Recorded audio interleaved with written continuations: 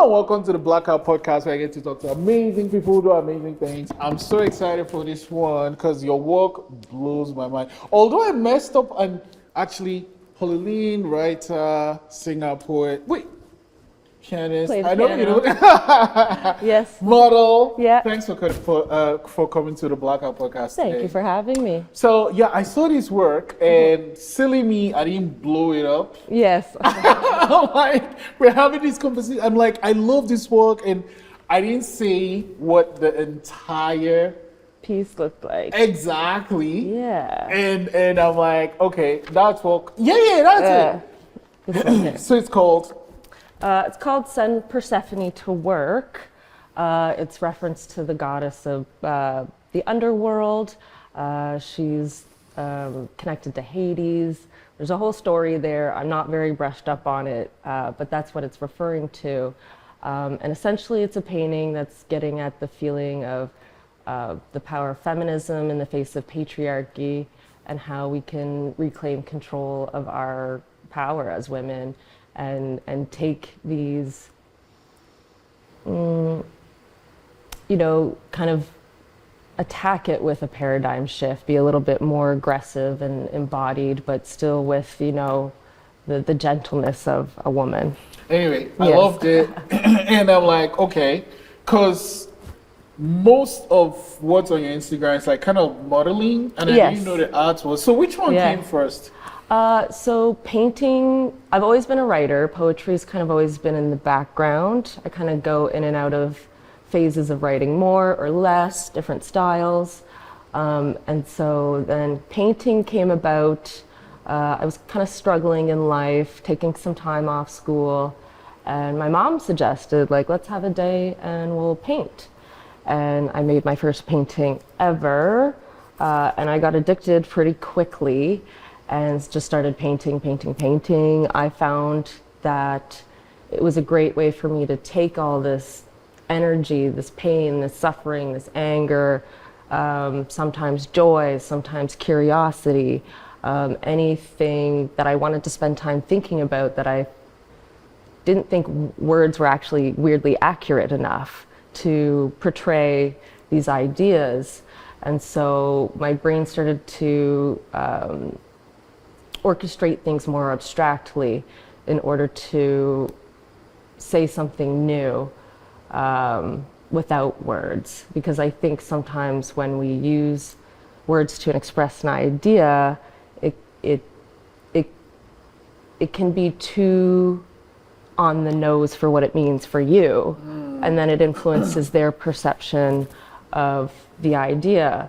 And so I think when it comes to communicating ideas, you gotta look at all your resources, Language is a great one. I'm a writer, I love it, I think it's phenomenal, but certain ideas need to be expressed in new ways. And then, so from that, my ideas for paintings became too ambitious. I don't have any technical training or technical skill. I'm self-taught, and I've kind of plateaued when it comes to that stuff. So I had this idea, and I knew I wasn't going to be able to paint it. So then I just started talking to other local creatives, and someone suggested maybe doing it as a photo shoot. And then they connected me to a photographer.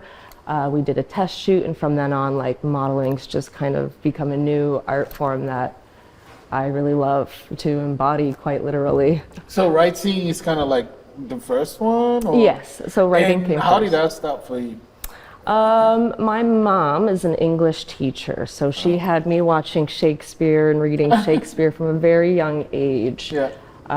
And Shakespearean language made more sense to me as a child than No way. regular language. And so my mom would kind of test me as we were reading or watching films or like theater productions, that she'd be like, well, what do you think's happening right now?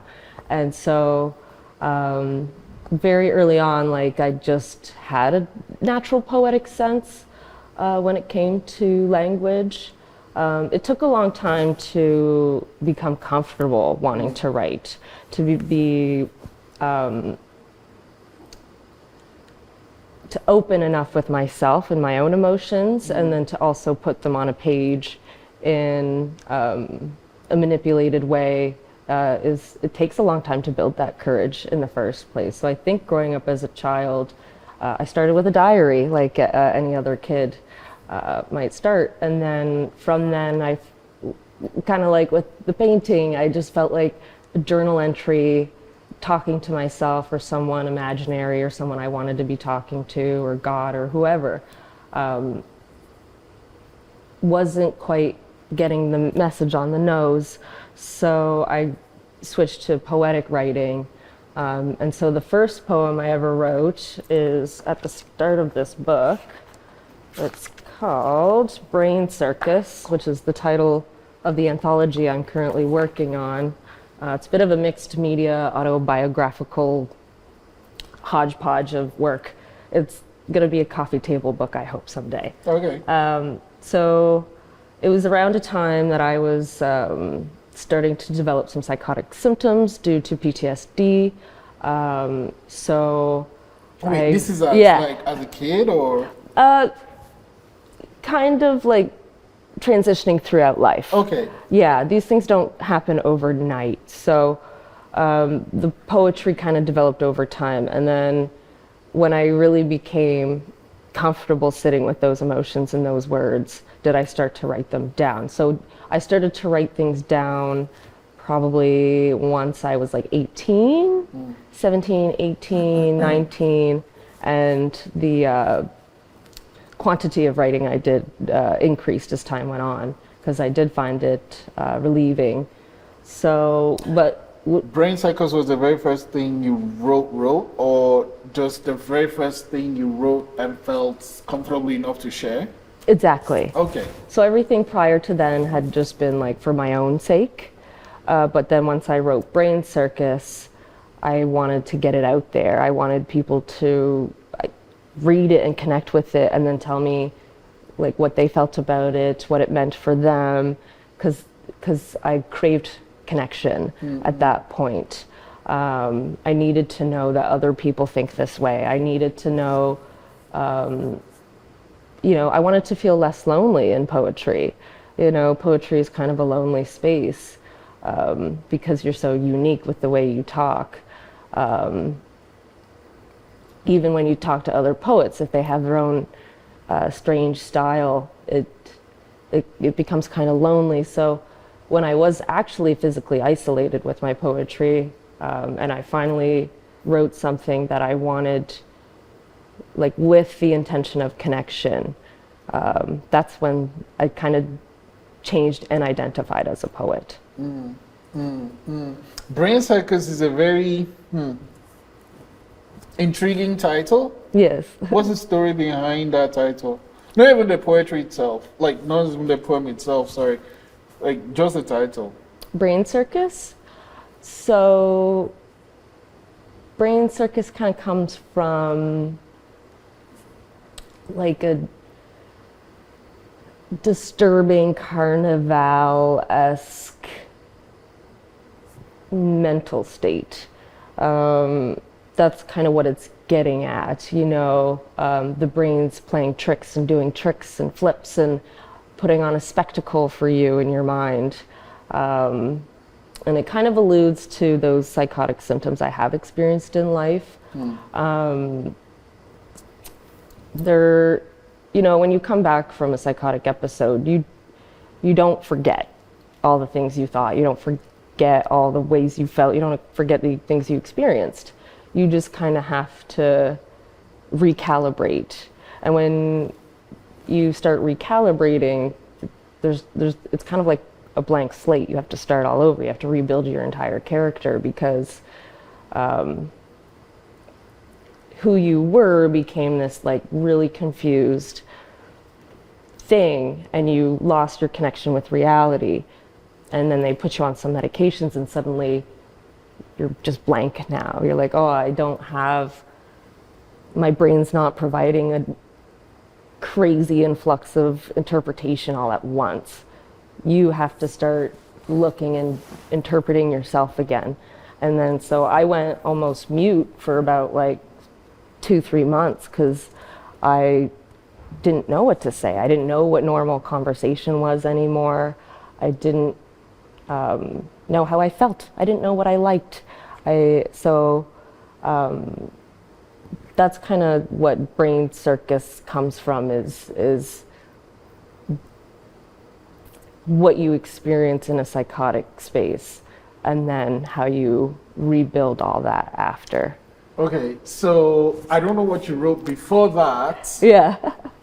But deciding to share this as your very first one, that's a very vulnerable, and like, why would you decide this one to be the first one you'd want to share?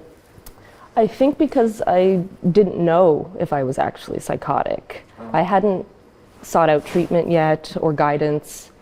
I kind of like talked to my friends and family briefly about what I was experiencing here and there. So I actually got it published in like a free public pamphlet, just full of free poems. And I wanted validation. I wanted information, and I wanted to know whether or not this was psychosis. Are all psychosis the same? You know, like when someone goes insane, are we all experiencing the same thing in our head? Just like the same when you are sane, when you are in reality, is my green your green? You know, like I wanted to answer that question. How long is it? So this would have been published in like 20... No, like the length of the actual poem itself. Just right here. Oh, that's it. Oh, That's can you the read whole it poem, yeah. to that? To the camera. Yeah, yeah. So, title, Brain Circus. Psychosis is a tightrope for a freight train of thought, a balancing act between a reflection and a shadow. And as I walk along, the cable slits between my toes, bleeding, contemplating, waking or sleeping, anything but falling. But it's not always unstable. Sometimes the voice in my head is a Shakespearean sonnet, romantic. Okay. You say you wrote it how many years ago? Like in 2017? Okay. So you wrote it, published it, and then did you just keep writing and writing and writing? Yeah, that's basically what happened. I just got addicted. And most creatives know that inspiration dawns on you in the worst moments. And if you don't write it down then and there, you're gonna forget.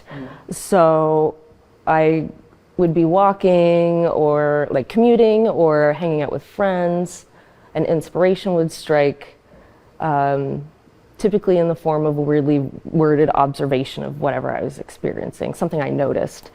And I'd be like, oh, I really like how that sounds. And I would write it down and then, you know, give it some space, return to whatever I was doing, commuting or spending time with family, and then return to it later with fresh eyes and try to develop it if I thought it was interesting. And so poetry very much became an investigation of life, not so much creating art per se at that point. I wanted to know, I have a philosophy background, so I ask a lot of questions, but I didn't spend a lot of time answering them. I really loved getting lost in wondering, you know, not finding. So poetry was me answering those questions. And kind of like what I was saying before, with regular everyday colloquial language, it just doesn't capture what I actually want to say as well as the poetry does.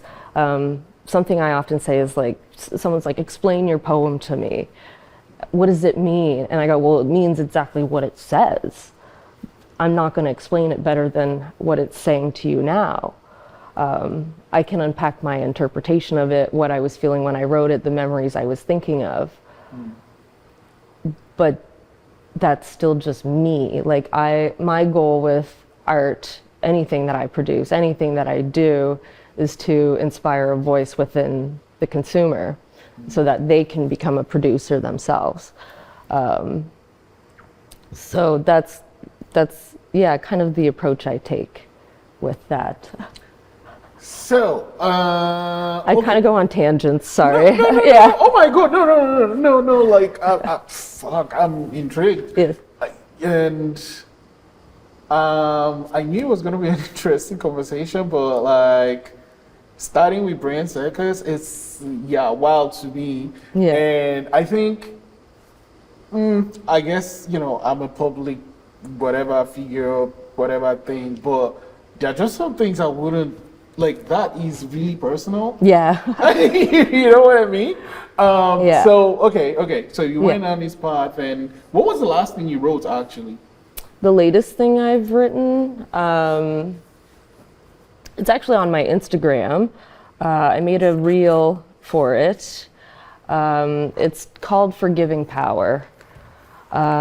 It's not in this book. This is an old printed draft, but that one is about culture and society, and how right now in the world, I don't want to go too into detail about all that stuff, but essentially it's about how I feel in the culture of the world right now, and because we have become so globalized, and we're so perpetually aware, that I can kind of recite it. I do have it somewhat memorized. It starts with saying, how to be honest seems like a stupid thing to ask. Just say how you feel. I want to die, but only because I'm not sure how to tell you. Maybe you'll say, I want to die too, but that's part of the problem. And it kind of goes on from there, and it talks about how I feel like I'm searching for something that doesn't exist. Is there anyone else out there who feels like this happiness they're trying to sell us is like an illusion? Not that I think happiness doesn't exist, but I think the way that they've branded it and sold it to us is harmful. It doesn't inspire happiness. It inspires us to constantly be working towards getting something. It's so rare to find someone who's content with where they are all the time. And that's not something we're taught, how to be comfortable and content no matter the space. Kind of like I feel like I'm going into like spiritual realms here with the approach in life, stoicism of sorts. We're not taught that. And everyone kind of just has to be their own teacher and figure it out as they experience things and how others react. And I think what's missing is people don't take responsibility in it, and it's not because they don't want to, it's because they haven't been given permission. And so I think that poem's about giving permission to people to, feel and be vocal about and vulnerable, and to share those unconventional feelings, those unconventional thoughts, because what I have found over time is that they're more normal than all the other stuff we're trying to pretend is normal. And so the poem ends by saying, we're not allowed. And that's kind of the irony I'm getting at. I should expand that a little. It ends with saying, if you gave me a cloud, I would walk rain all over the world. If you gave me a fruit, I would slice it infinitely. If you gave me hope, I would save you. But I can't. We're not allowed. And so that's how the poem ends. It's kind of what it's about. Let's give ourselves permission. Let's stop waiting for someone else to tell us what to feel, how to react, and who to be. Like, I think we're kind of caught up in media right now. I can't watch movies anymore. and it sucks because so much of society's conversation is, what are you watching on TV? And I get bored when I watch TV because all the conversations start to sound the same. And then when I go out into the real world, people are just spitting out scripts they heard on TV, or they're talking about what they're watching on TV. And that was another part of my loneliness growing up. I haven't always been anti-TV. I'm not anti-TV. I just struggle to stay focused on it as I get older. And can't remember where I was going with that. But yeah, essentially, I feel like we're trying to make our lives into movies, and that's not reality. So when we embody these characters and spit out these scripts we saw on TV and we don't get the reaction, it's because, well, you're dealing with a human, not a character from a movie. That was so I think that psychology is going on a lot in how we navigate our lives right now. Everyone's trying to, not everyone, but some, I feel like we're so influenced by the movies. We want to live our lives like movies, and it's just not real, you know? And so to try to be a character you saw, I think you can take elements from characters. You can take bits and pieces, and that's how inspiration works, right? That's how creativity occurs, is by taking bits and pieces of things you've seen around and then making it into something new. So, yeah. Wow. Yeah. Okay. Going on now. So, I mean, I think I got this part, but you can correct me. So, you wrote, but then the painting came because you, like, struggled to write? I struggled to portray accurately what I felt was in here, out here for other people to witness. Okay. So I would write a poem thinking I had like conveyed something, and someone would read it and then tell me something totally different, and I'd be like, whoa, okay, that's not what I'm trying to say at all. So then that's when painting kind of became the visual aspect of it all, you know.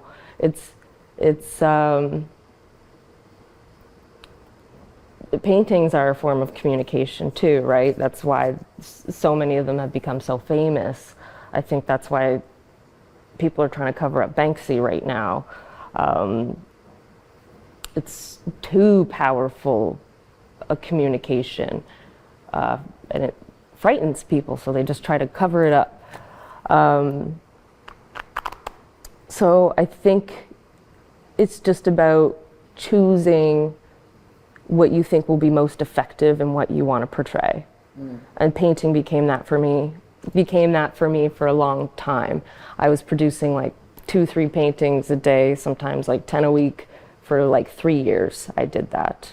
I painted over paintings, as painters do, because I couldn't always afford supplies. It did get to a point where, yeah, I just recycled the canvases I already had in my apartment, and I didn't buy paint kits or sets or colors. I would just buy huge bottles or buckets of primary colors, black and white, and I would mix all my shades and my colors to practice color theory, you know, and I was like, oh, I'm so sad that I'm too poor to afford good paint. How can I make that into something beautiful? That's the whole point of being an artist. So I said, I'm gonna buy primary colors because I know I can accomplish any color from there, sort of, and practice with colors because I love colors. Color was a huge part of my psychosis, and numbers. So you would see in some of my paintings, there's some numerology as well.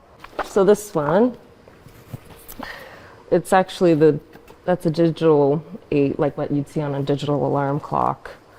Right. And then it's a humanoid figure. I use a lot of humanoid figures in my art because, like I said, I don't have technical training. I can't paint humans. So instead I use the symbolic letter I, so that you can be like, oh, that's me in the painting, project yourself. So It's called Silence, but it's got the bright alarming red. And the reason I titled it that was because when I looked at it after I finished painting it, I felt a lot of peace. Because it kind of looks like an individual just kind of like looking off to the distance or looking towards you. It also kind of looks like a pastor maybe holding a Bible. Some people said it looks like a perfume bottle on a pedestal. You know, that's this, and the reason I chose a digital 8 is because this looks kind of like a double-edged sword, kind of at the center of your being. So at the time, I felt like everything was a double-edged sword in my life. I couldn't escape that. But also it's like an open book, or you can kind of see it as, anyway, I just try to approach painting as abstractly and as ambiguously as possible so that when I do make it public, it connects with more than just one community. Did you specifically to this one have the title for the painting before it was made, or? My method, sometimes the title comes first, sometimes the painting comes first. Which one was it in this case? In this case, it was the painting came first and Silence came after, because when I finished painting it, I was just looking at it and trying to come up with a name, but all I was feeling was peace and silence. And just kind of reflecting on that. So that's why I ended up naming it that. And I found it kind of ironic because bright red always symbolizes loudness. So, and I was like a little bit of irony, so a little bit of humor in the work. Yeah. Okay, so you're like, I'm not technical enough in painting, so I'm gonna like model now, like, right? That was a transition at one point, yes. And then how, I guess, do you recall the first thing you created, or like when that transition happened? The transition into modeling? Yeah, that happened in probably like 2022. Yeah, no, but like, I guess the first thing you created when that transition happened. Yeah, so that's in here as well. It's actually the photo shoot that's the cover. Oh, okay. It's called The Lovers Rendition, and it's inspired by Renee Magritte's painting, The Lovers, which is they have the cloths over their face and they're kissing. So what if, okay, actually, you know, I've always, what is that painting about? I think it's about love and identity. How? And how, well, because they're covering their faces, right? You don't know who's kissing. You know, and they're not really kissing because they have this barrier, which is their veil. You know, do they love each other? Yeah. Or are they, is it kind of coy and flirtatious? You know, I think that's what that painting's trying to get at is I don't know, I guess express a lot about romance. I'm very, you know, without, I guess for me, like, love is naked, yeah, right? So my, I guess, intro to the painting, like, I don't know shit about art. I just know if it's pretty or if it makes me feel a certain way. Exactly, yeah, that's what it's all about. So a friend of mine, she makes music, and she wrote this song, and like, I was like, I love this song, blah blah blah, and so let's make a video about it. But she had an idea for the video, and I was like, that makes my life easier. I don't even have to think, right? Yeah. So one of the scenes she had was this painting, and you know, we made it. It looked pretty, but I'm like, how is this thing love though? Like, I think, you know, when you love someone, you should like rip off your skin and show the person. Like, that's what it is to me though. Yeah. So like, when these people are like hiding, I kind of understand in a way, because like these days people are like swiping to find love. Like, I think when you're swiping, that's when you're putting the mask, right? Because you have to show a version of yourself that's like fake. Yeah. You know, the highlights. The highlights of yourself, right? Yeah. Anyway, so you leave all the ugly that's what stuff inspired out. your baggage is at home. What do you call yours? My what? Sorry. Your own modeling thing that was inspired by the Lovers. Yeah, his is the painting's called The Lovers, and so I just called it The Lovers Rendition because I wanted to give credit to the inspiration very clearly. So for me, I was struggling to find love for a long time. And I think most people can connect with that. You know, dating's terrible. Everybody hates dating. Especially nowadays, as we were saying. There's so many veils. There's so many, and it takes time to unpack all that. And then once you invest like 2-3 months and you find this isn't working, like it's exhausting. And then you change your methods. You know, I don't know how many other people have experimented and explored with, like, you know, your sexual identity, your romantic identities, the kinds of people you're interested in romantically, like how much you polyamory, like whatever you want to experiment with. I tried a lot of different things throughout my life because I just was desperate for love, you know? And so this project was about portraying the emotional journey you kind of go on when you are desperate for love. Oh wait, so it wasn't And just it's the about- one painting? Painting? It wasn't just one photo? No, it's a whole series. Oh. So we can kind of look at some of them here. These are like the highlight ones. Right. So it's about like the individual, and it's a bit about self-love too, and wearing a mask in your own home with yourself, and trying to break from that mask, manipulate that mask, contort, you know, and all the ways that we lie to ourselves. Did you have all the poses already, or was this in collaboration with the person you shot with? So this was basically the photographer just showed up. I kind of creatively directed all of this. I produced all the poems, the inspiration. Pause. Don't There's get me a poem wrong. to the thing too, Lover's Rendition too. There's what? There's a poem to this. Not for this Oh, project, oh. no. But yeah, so I just said I wanted a white background because I knew I was going to be wearing all black. I wanted my hair to be a strong element because it's just very tied to my identity. And so, yeah, it was all largely improvised. I just knew what emotions I wanted to feel, so I made a playlist. Oh yeah, that's the next thing I was gonna playlist. ask. Yeah. Like when you're doing your shoots, you like Make playlists. I do with certain photographers, yes, because they have that emotional connection to music as well, and different photographers put different levels of investment towards the more conceptualizing side of things. Do you send them the playlist before In the advance? shoot? Sometimes. Depends on the creative atmosphere we're trying to create. So for one shoot I did, the playlist was just revealed on the day of.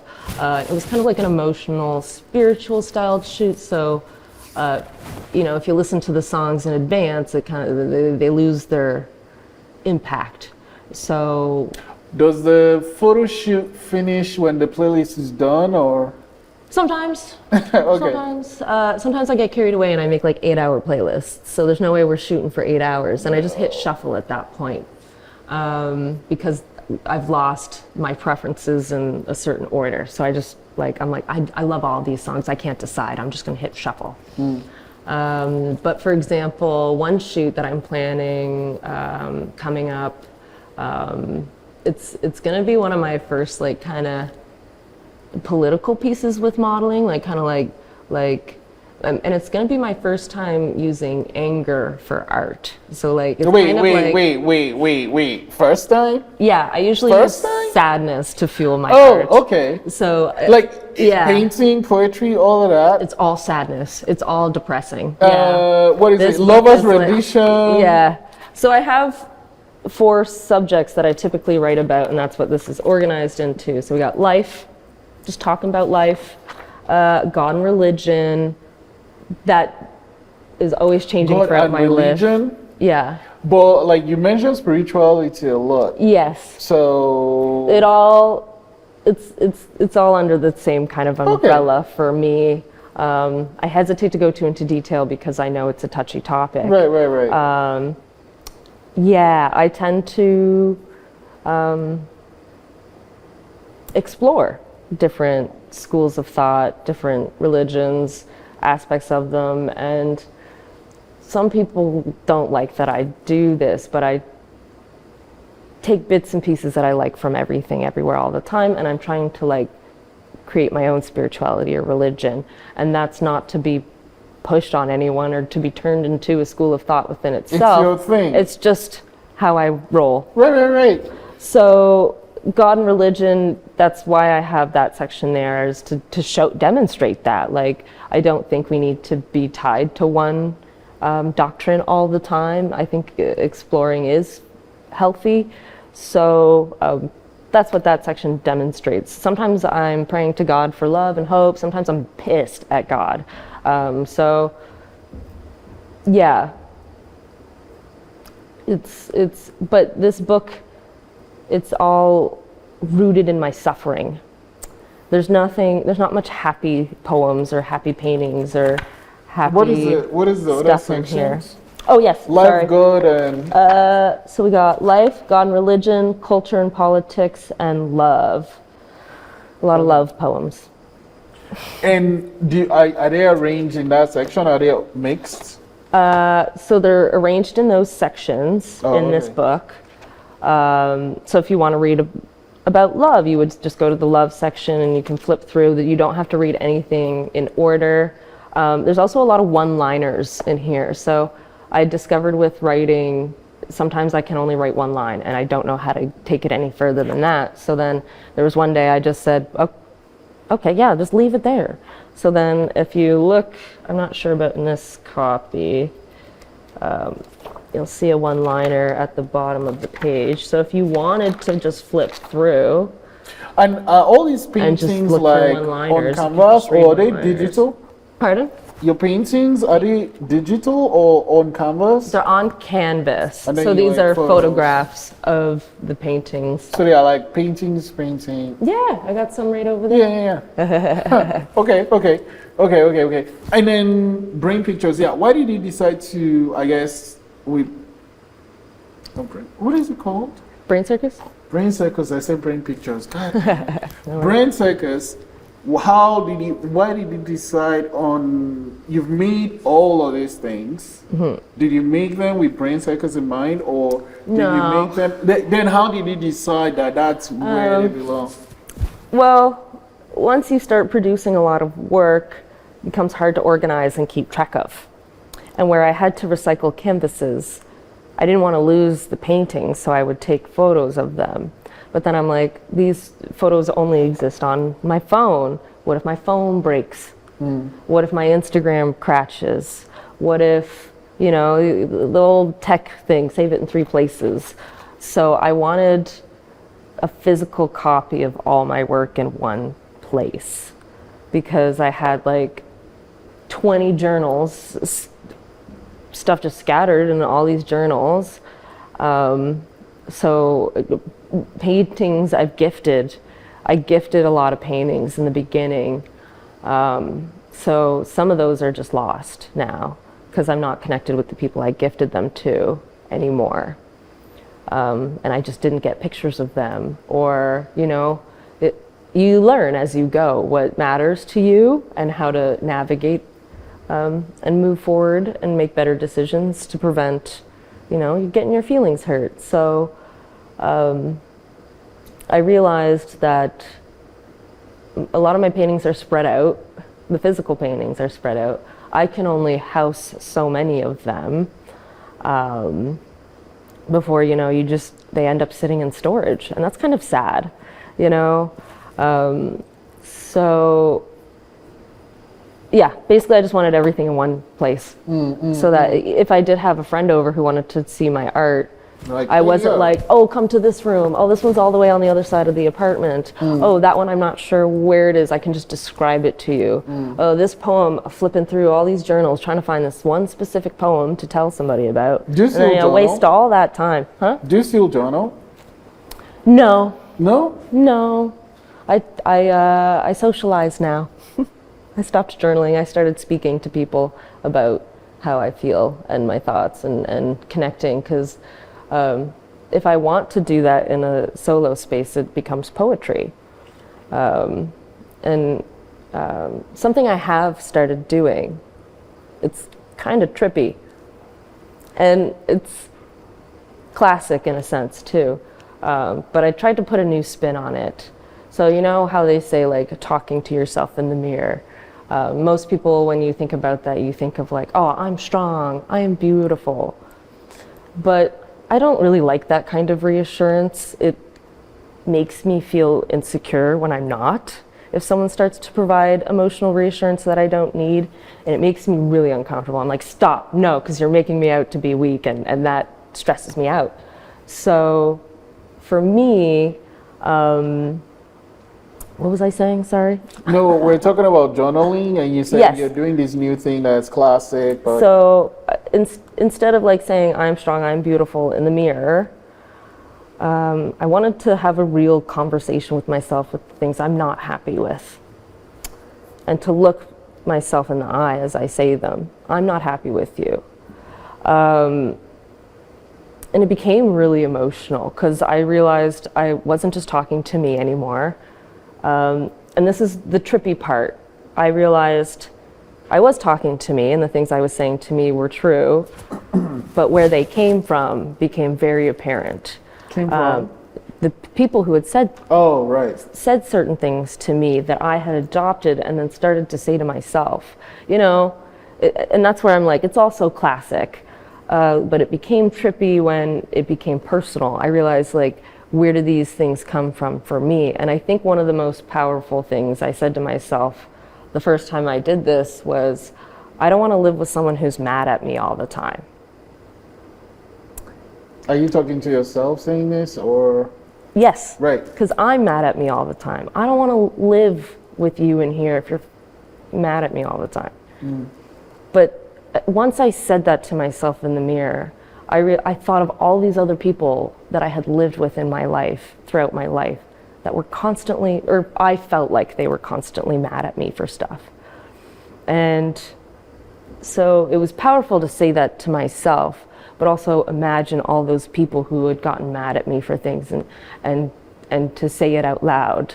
Like, I think I tend to be a little patronizing when it comes to these things. I tend to be like, I'm above that. I don't need to say, I don't want to live with someone who's mad at me all the time in the mirror. I don't need that. I'm stronger than that. But it's true. It does something. It changes your perception. Because if I just had those thoughts in my head privately, if I hadn't said them in the mirror, I don't think I would have realized who I was actually talking to when I said I don't want to live with someone who's mad at me all the time. And why did I become mad at me all the time was because of all these people who were mad at me all the time. And that only became apparent to me because of the way I approached it and exercised it with genuine care, genuine passion. Like, you can't half-ass those things, right? And I think I was for a long time, and that's why I thought I was above it. But sometimes you get to a critical point in your life where you can't fake certain things anymore, because that causes you a lot of suffering. And it's just compounding. And so you just gotta say, I can't do this anymore. I can't lie about who I am and the things I want to do and be, you know, even if it impresses you or not, even if you think it's morally just or not. Like, you know, I've become confident in my morals. I've become confident in knowing what I think is wrong, how you shouldn't treat or say things to people because of the things I've experienced. I want to be very clear in saying that that doesn't mean that I have one moral rule that I approach everything with, or that I'm like, in all of situations, this is a bad thing to do to someone. I think it's kind of the opposite. You approach everything with a gentleness, with a loving kindness, and you realize that anger comes from fear. No one's ever like really mad at you and getting aggressive, because that comes from them feeling justified that they've been wronged. So, and they don't want to be wronged again, because that causes damage. They're just trying to prevent damage. So when I get really angry, or when I see other people getting really angry or really sad and upset,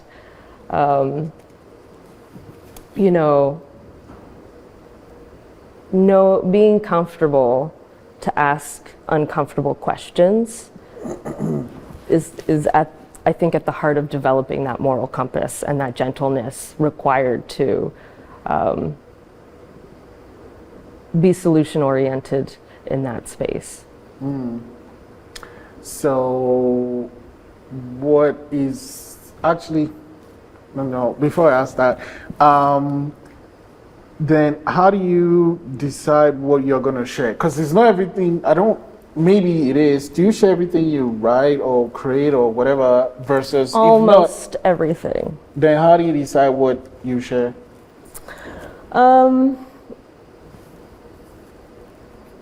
think it's a better way for me to think about that question is, how do I decide what I'm not going to share? Because I do almost share everything. That's just second nature. That's part of the process. That's muscle memory. I don't even think about the fact that I'm not going to share something.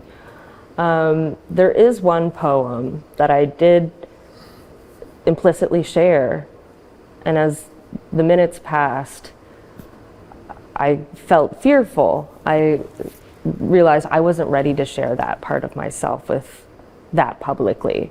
So I took it down. Some people have seen it. The damage is done in that regard, but that's okay.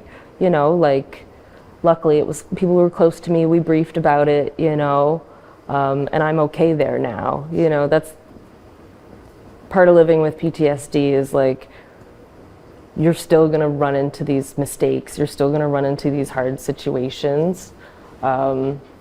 It's just about trying to have grace, trying to maintain your grace and find your grace, because it's always changing shape. So,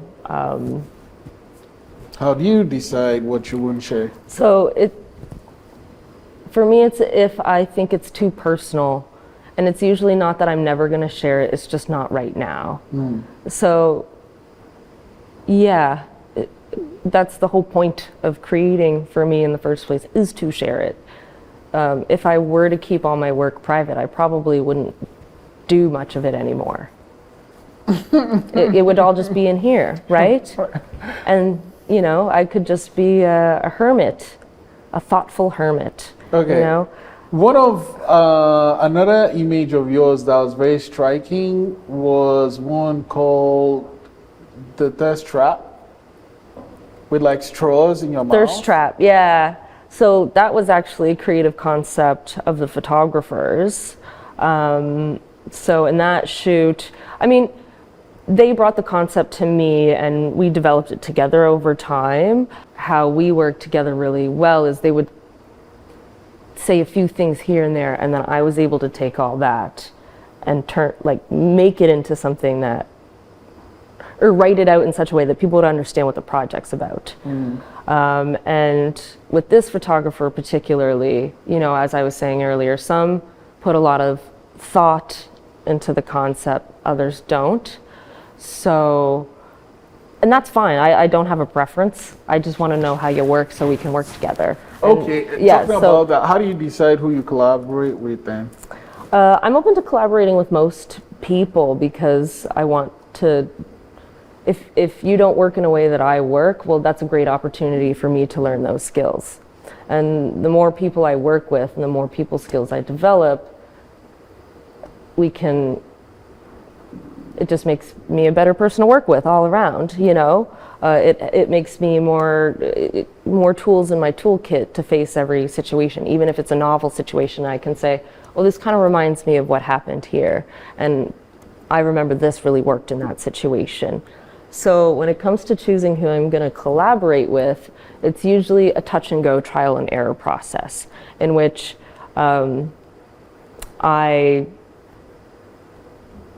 kind of make decisions on the fly, but I remember. So if you don't hold up to certain things, I'm just going to make note of that privately. Or if you are misleading in certain ways, like I just make private notes about the things that rub me the wrong way, and I move accordingly. I'm not too interested in conflict. I'm not really interested in correcting other people's behavior. I'm not your parent. You got to do that yourself. So if you feel me pulling away as a collaborator, that's indicating that I don't feel like something's being respected here. And so for me, it's all about respect, communication, not so much skill level or style. What did you want to be growing up? What did I want to be growing up? Changed a lot throughout my life. I wanted to be a scientist at one point. I actually have a Bachelor of Science. I was studying neuroscience, and philosophy was my minor. And then I had the traumas that led to me getting PTSD, and all of that was going on while I was studying at university. And then by my 4th year, COVID hit. So not only was my mental health suffering, classes were going online, I was struggling to read academic writing, so I didn't see it terribly feasible to continue my education online with the state that I was in mentally. So I went to academic advising and I said, what can you give me if I complete this school year? Because there was only like a month or 2 left at that point. And so I have a Bachelor's of Science in Psychology, is what they gave me at the end of when everything's said and done. And part of the plan was always to go back to finish the neuroscience. But life has just taken me astray in other directions, and I've found new passions. I think that education has served me well. Don't get me wrong. I think about all that stuff and I implement it all day, every day. It's really shaped how I see the world and approach the world. It was an expensive, really expensive way to just think in new ways, explore thinking, and understand not only the philosophical aspect, how we think, but the brain. What is the brain doing, and how does that influence our thoughts? And where's certain information stored, and how does the physical relate to the mental? Was a gap I spent a lot of time trying to bridge in my own mind. That's actually part of why I developed psychotic symptoms from the PTSD, is because I started to play around with what I was learning, and I kind of got mixed up and lost in it all. And so I wanted to, and the goal with that was to develop pharmaceuticals for dementia. I have no interest in any of that anymore. I don't want to do research. I'll read other people's research, but I don't want to be the one doing it, And even then, I don't really read scientific papers anymore.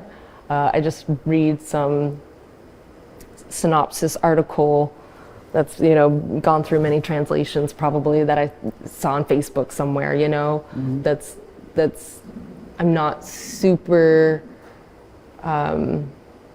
analytical scientifically anymore. And then you're more focusing on creating your arts now. Yeah.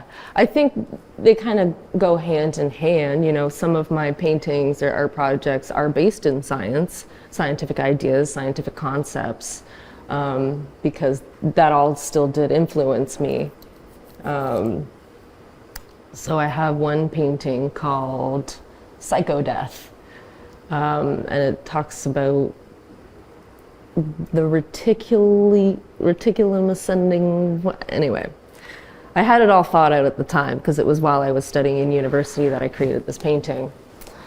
And it was about what I was experiencing in terms of psychodeath. So I could feel my brain eating itself. I could feel my neurons tangling and not connecting properly. And because I was thinking, and syntax, like just because. And I started to create my own languages, my own labels for the things I was seeing in my head, because I really liked cognition. One of my favorite courses was cognition, and what that has to do with is how we process information. And then my other favorite courses were perceptual processes, so how we take in information. So I was really interested in the senses we do have, the channels that we can take information in from. Really curious side note, what channels do we not have that we'll never know and experience, and what do those look like? That's a space I really like to spend time in. But I got distracted there. But yeah, so in taking information, how we process information and how that leads to our behaviors and influence our thoughts, and sort of that whole constant Mobius strip of information moving, influx, outflux, nature, nurture. There's a million ways to describe it. I was really interested in that. So then that was only the human body though. So then I was like, well, I need to learn about physics now too. And then physics led to quantum physics and string theory. And I was like, I just like to know the world we're living in and how it works. And I thought science was the way to do that, because that's kind of the way you're told to do it. But I found much more satisfaction in approaching it with creativity as opposed to analytics or data. I do really like data though, and statistics, and how that information can be interpreted and manipulated and presented, and how that relates to the psycholinguistic part of it all. Like, what I find is I keep unfolding things and exploring new interests, and I used to try to control what that process looked like, and now I just kind of wander, because when I try to control it, that creates expectations, and then when your expectations aren't met, you're upset, and then when you're upset, you take it out on the wrong people, and sometimes you bottle it in, and I just felt like I was a mess, honestly. So learning all those things and trying to calibrate all those things properly just made my life easier, and being creatively expressive with it all made my life easier. And I think that's kind of the path I'm on, is what does easier look like for me? How can I make my life just so easy for me, even if it doesn't look easy to someone who's looking in? So creativity is kind of where you are.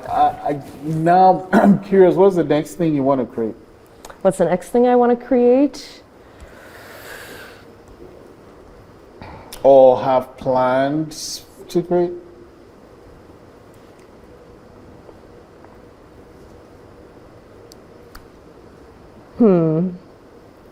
I've been thinking about this a lot lately. That's kind of why I hesitate how I want to answer it, because I'm exploring a few avenues of how I want to approach my future. Because I feel like, my professional skills lay in like coordinating, and I took some of those skills and started applying it to my creative endeavors, and it's made a huge difference. So now I kind of want to go in that direction more, and I'm still figuring out what that looks like. So as of right now, the next few steps are to be more selective about the projects I choose to do, and find my people. That's kind of my next step. And then once I find my people that I know approach work the same way, and by that I don't mean any method, I just mean with the same level of curiosity and passion and opinions. Once I find all of those people, I don't have a number, but I know I'll feel it, is just to start having that conversation. How do we want to move together? I'm not looking to create things on my own anymore. I'm looking to create things in a community. I'm looking to create bigger projects that aren't just about my perspective. I'm looking to create projects that say stuff about the world, because that was the whole goal in the first place, was to explore the world and through multiple lenses. And this is just my point of view. So I think my curiosity with that, you know, is my green your green? And exploring that through a creative lens requires genuine collaboration. And that's the direction I want to move in. What does that look like, genuine collaboration? So I feel like sometimes that word is used kind of loosely and interchangeably with other words that don't necessarily mean the same thing. And that's okay. I just want to know how you're using it. So some people use the word collaboration more so for like, I don't feel it's terribly collaborative if I'm coming up with all the ideas, I'm initiating everything, I'm making all of the decisions, I'm the only one who has an opinion about anything, and then come the time that the project's produced, whatever kind of a collaborative project it is, the contributions are so far off balance so then what does that I don't feel it's a collaboration anymore. And how you define it at that point is very dependent on, like things like contribution, initiation, decision making. And I think we need to approach that creatively too, and not say, oh, I got one definition or one approach, you know. So like if you do originally start with the intention of a collaboration, but you do find things start to become off balance in whatever faucet, or your mind you're changing the direction you want to go in with it or whatever. The most important part is just communicate, ask questions, and you know, I think a little psychological trick that I did with myself to get better at that was not saying, what does the photographer want? I started using their names. What does Jane Doe want? And instead of approaching it with, what do photographers normally want? What should I be doing? I just went, well, now I can go ask Jane. Jane, hey, normally this is how I approach this, but I don't know specifically what your preferences are. Do you mind letting me know? Do you even have any preferences? I'm cool either way. I just wanted to check in. So with collaboration, and when things become off balance, you know, I am struggling to continue wanting to work with people in which I feel I'm contributing a lot more. And the issue is they don't vocalize what they feel they're contributing, so I can't see it. And then it becomes difficult to want to work with them because I struggle to, see their contributions and understand where the value in continuing to work with that person lies. Because at that point, I would just want to be paid. That's not a collaboration. You're picking my mind. I'm guiding you and informing you, training even in some ways. Like, you know, like we all learn from each other as we go through these processes. And, you know, if I'm doing all the talking and all the thinking, at that point I'm a consultant. I'm not a collaborator. I'm your consultant. And consulting, I hear consultants make big money. So just for answering questions, right? But it takes a long time to be able to answer those questions. A lot of putting yourself out there, putting yourself on the front lines of potential harm and learning how to navigate difficult situations. So I think that's why we do pay consultants so much, is because they did that work already, and now they're going to help you do that work more effectively, more efficiently. So at that point, when the collaboration starts to become, I'm your coordinator and your consultant, and I just happen to be in the photograph,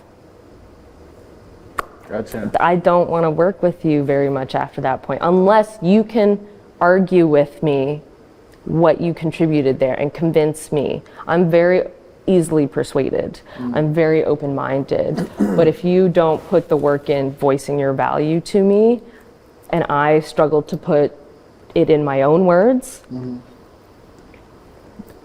Again, I'm not super interested in conflict. I'm not interested in parenting. I'm just going to silently move accordingly.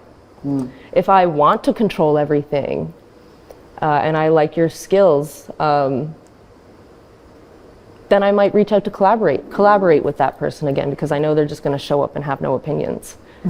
You know, so it's not that these are good things or bad things to be. It's just figuring out who the person is as a person, and how to best work with them, you know, how to best see them, hear them.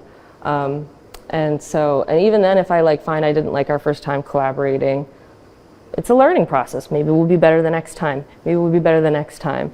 For me, it's like repeated offenses that eventually I just silently move away. We'll give it 2 to 3 months. You'll notice some changes. Maybe you'll do some reflecting, and then we can revisit this conversation.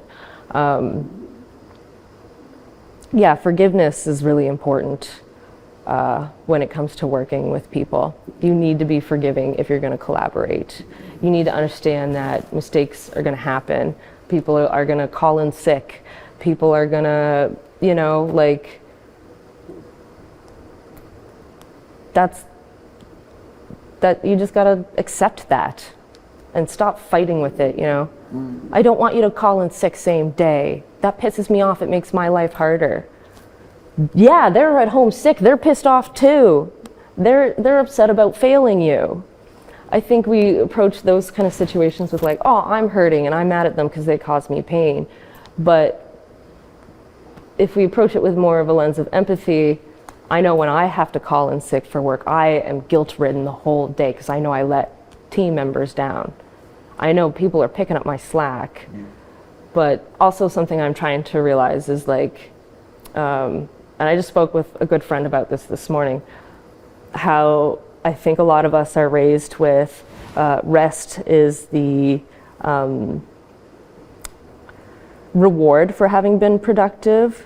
But we were kind of saying, no, we need to change our brains to approach it as getting to be productive is the reward from having rested. And I would name their name because they actually were the ones to put that so eloquently. But, you know, I don't want to privacy things. But yeah,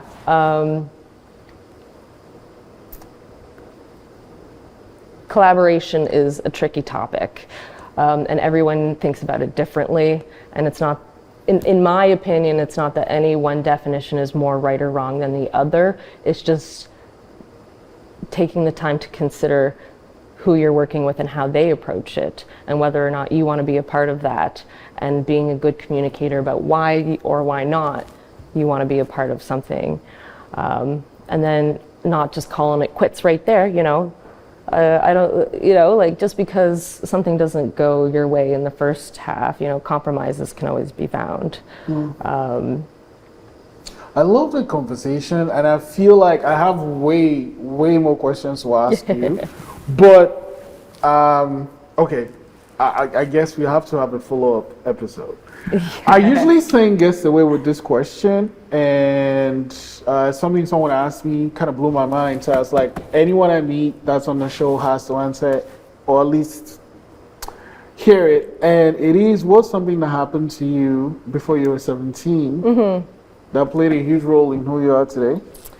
So the way I wanted to approach this question was something that happened to me at 17, because everything before 17 is kind of like classical depressing childhood, you know, grew up poor, addiction issues, we got more financially stable as we got older, we moved around a lot, you know, parents divorced, there's a million movies about my childhood.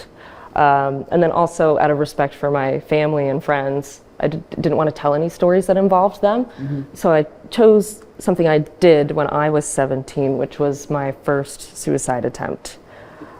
Because if I had been successful, I wouldn't be here right now. So I did that at 17, and it was very impulsive, you know. I think teen angst, you're always kind of considering suicide in your teenage years, maybe, I don't know.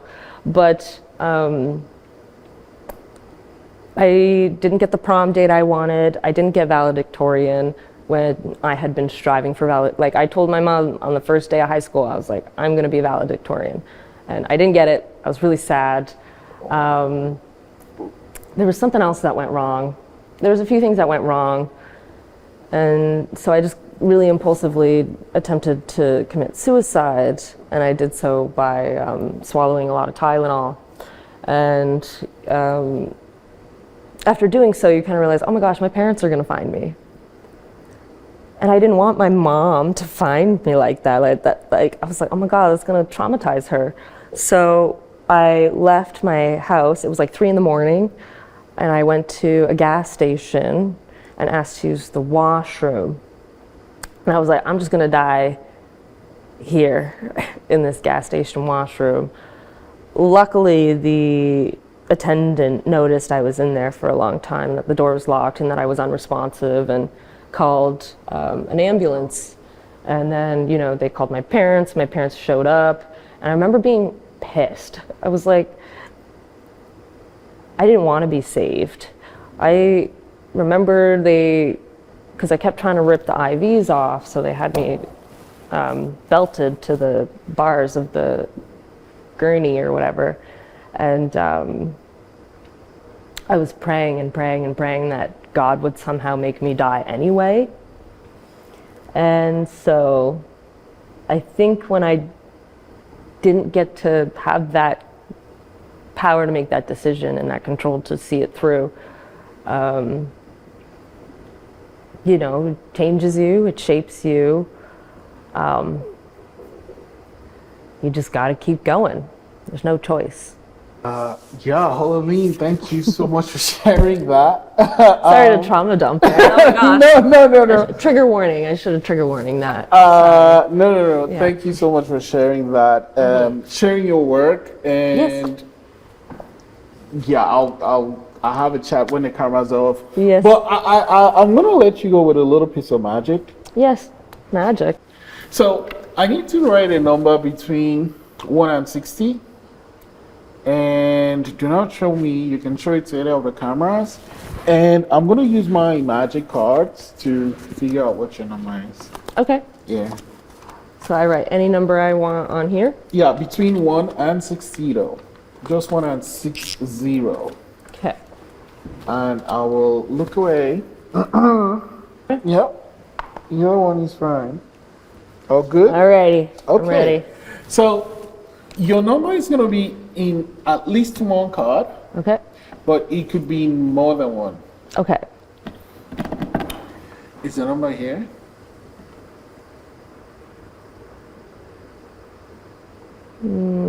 I do not believe so. Okay. Is it here? Yes. Is it here? Yes. And here? Yes. 45? Yes. How did you do that? Magic! Creepy. Holly, I can't wait to see the rest of what's in your bag. But thank you so much for sharing, and course. thank you so much for coming to the podcast. Of course. Thank you for having me. It's been a pleasure. Thank you so much.